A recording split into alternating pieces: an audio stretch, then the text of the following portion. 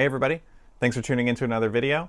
Today we're going to take a look at a camera that really sort of breathes the tradition of the Leica sort of style camera into what was a more modern SLR, and that is the Zenit E.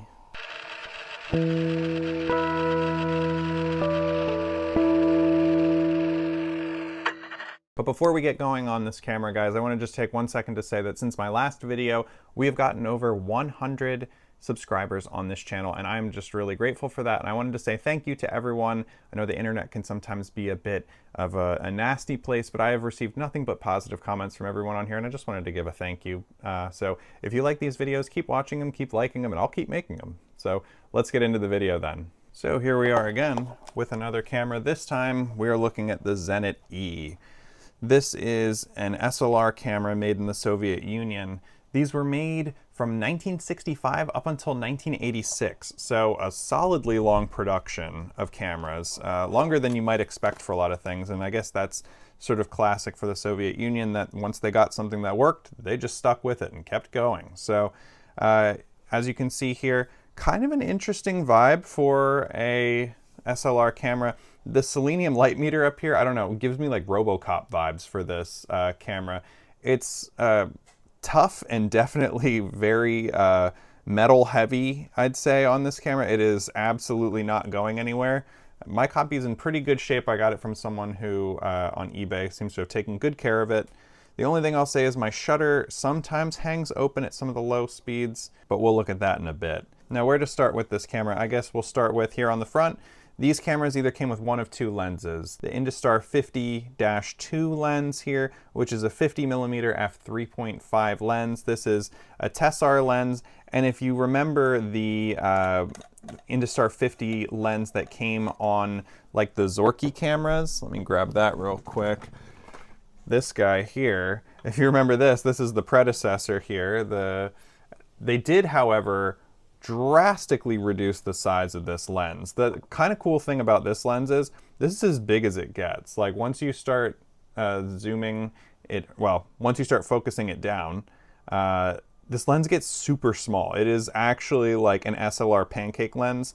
These are very cheap to get. Sharp lenses look great, especially if you're shooting black and white. I find these are really good.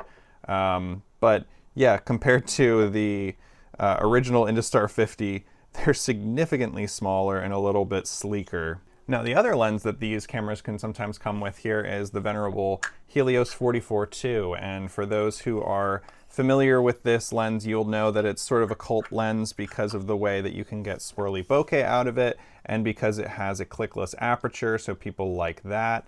But this is a 57mm lens, I believe. No, 58 according to this. It's an f2 lens. So you can get a good amount more light than if you're using the 3.5 here. The f2 gives you just that little bit of extra.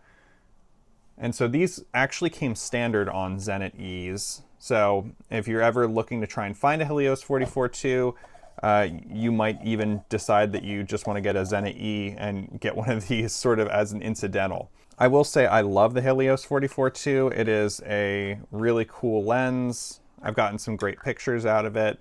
Again, M42 mount here for this camera, which is pretty standard at the time, and opens you up to a whole world of different lenses. But this is the one that came with this camera specifically. An interesting fact for this camera here, you'll see this logo here. That is because this is one of the 1980 Moscow Olympic commemorative editions of this camera, which is kind of just an interesting and cool thing.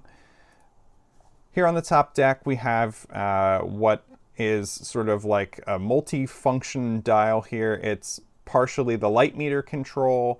It's also our rewind knob in here. So we'll walk through how to operate that in just a sec. We have our shutter speed dial here, our film release, and then our shutter up top.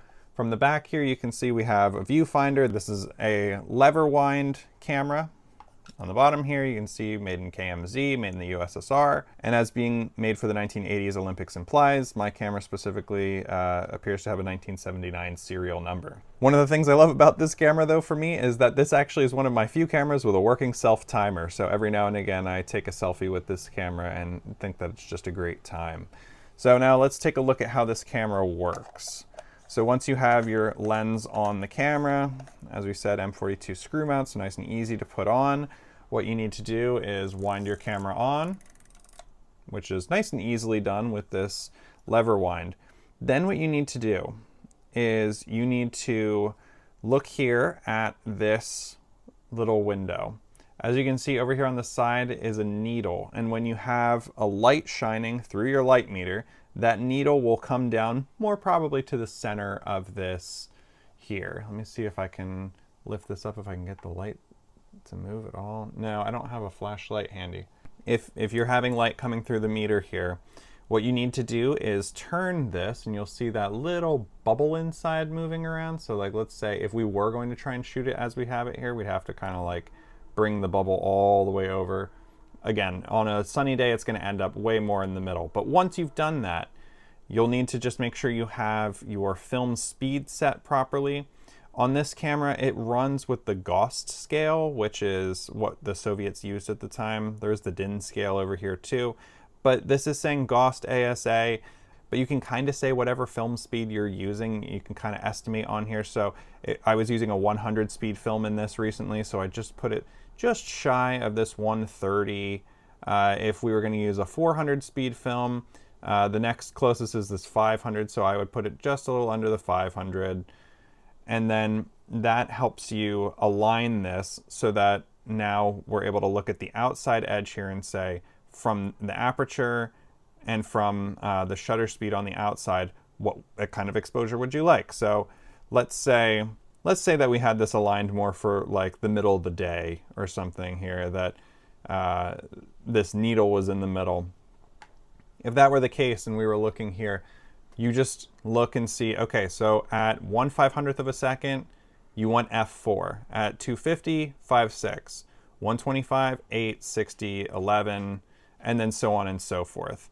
You'll notice this goes down to f2, but strangely, for having been paired with this f3.5 lens, didn't actually have f3.5 listed on here. So it's kind of interesting because it seems like the f2 being made for the Helios 44-2, but not necessarily for the Industar 50-2. So once you've got that aligned with the needle in the middle, then you're able to see what kind of exposure you want.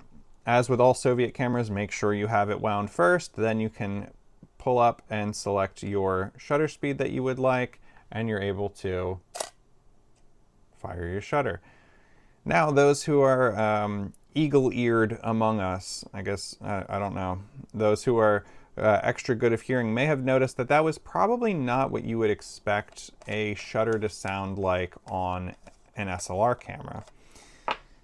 Now, when we look inside, you can see the mirror. That's pretty common. The mirror has an auto return, so it is definitely more modern in that respect. But if we're going to open up the back here from the clip, you'll see a Leica-style cloth shutter in here. And I think this is incredibly unique because that was phased out of so many cameras so much longer ago, that this is a like bizarre intersection of 1980s technology and then also like 1930s technology.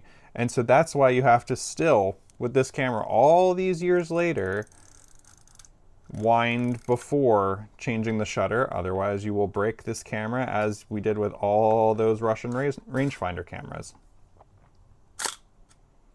So crazy, right? Like, this is just such an interesting intersection, and part of the reason for this is that this camera is basically a Zorky camera that they mounted a prism on top of. Like, it was just such a direct iteration off of the Zorky cameras that you could almost call it like a cousin to the Zorkies. Let's wind this one more time. I'll put it on bulb just so you can see, and just so you can see. Incredibly simple camera overall. The cloth shutter is certainly unique. I don't think there were any other cloth shutter SLRs that were being made at any time. Absolutely unique to this camera in particular. Now, just for fun, let's do a selfie here. If we wind that on. With these cameras, always make sure you're wound first before using the self-timer, because if you don't, I believe you can break some of the self-timers with that. It's not necessarily a hard and fast rule. And there was our shutter. And then that pops up and it's ready for another shot. This has a flash sync on the front here. It also has a hot shoe on top. So like kind of a modern camera in a lot of regards. It's really quite interesting. You're able to thread a shutter release cable in here. Now the benefit of a camera like this though with the M42 mount is just how many lenses you can put on the front of this thing. And so like as an example, here is a Helios 40, which is the 85mm f 1.5. This lens is an absolute unit. It is a really cool lens. This one particularly, what looks like someone had adapted it permanently to M42. So I'm able to use this on here instead of, these originally were made for the M39 Zenit cameras, but now you're able to mount it on the front here. And as you can see, this thing takes absolutely no prisoners. This is a crazy combination. And the aperture inside of there is just such an amazing sight to behold. There's really nothing like it here. Let me open it all the way so that you're able to see those aperture blades.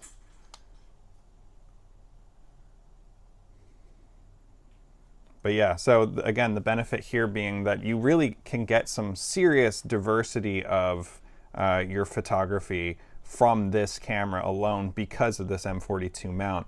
It's such a simple camera. I had seen online someone said that why this camera was so popular was because what's not here can't go wrong. It's like the camera was so simple that you know, they figured that it was more foolproof that way. And perhaps in some ways that's true, because there's plenty of cameras that from the same time period might be sitting in a dumpster or like in a pile somewhere because they have outdated technology. But in the case of this camera, it's, you know, it's simple, it's easy, it's good enough, and that's what counts.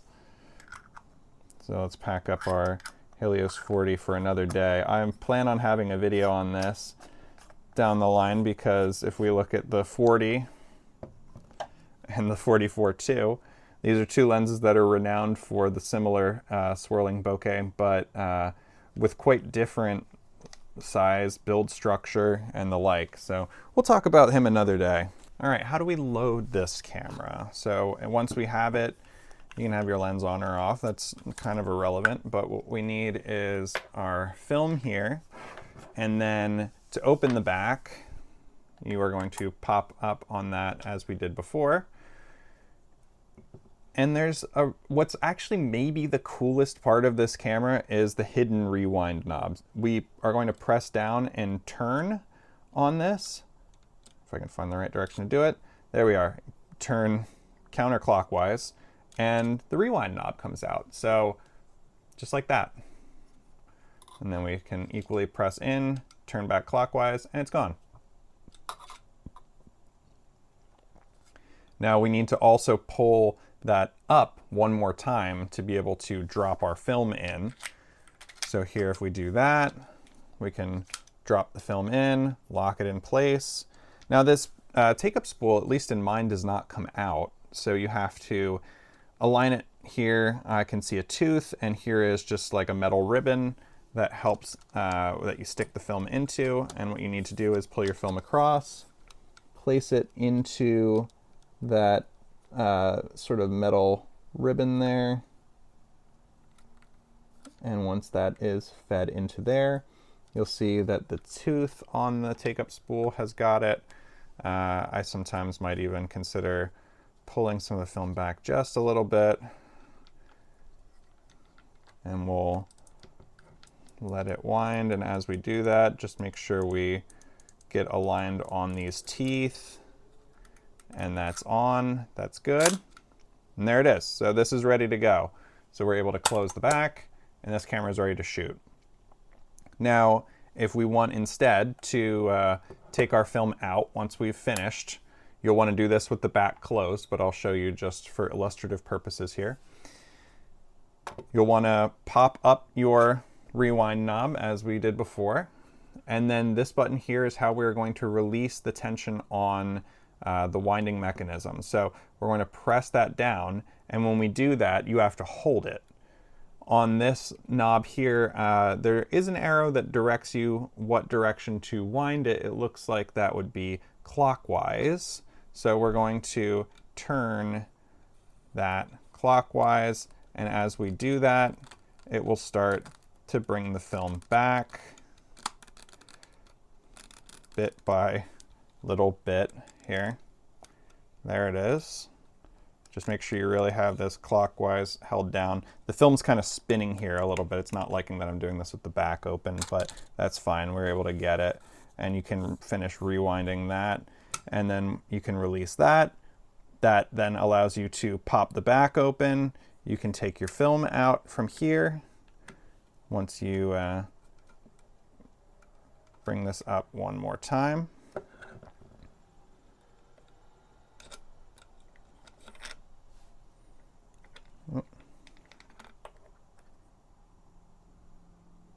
And that is, you know, finished. I'll probably have to fish that leader out now, unfortunately. But anyway, that's how that camera works. It's quite simple. It's quite easy, but overall, I think it's quite fun. You might have to give the winder a little bit of love there until you're able to have it ready to go again. So that's really it for the Zenit E. Thank you again, guys, for tuning in. And I want to say thank you one more time for bringing this channel up over 100 subscribers. It means a lot. And if you have any questions or comments, as always, please leave them in the chat. And we'll see you next time. Bye.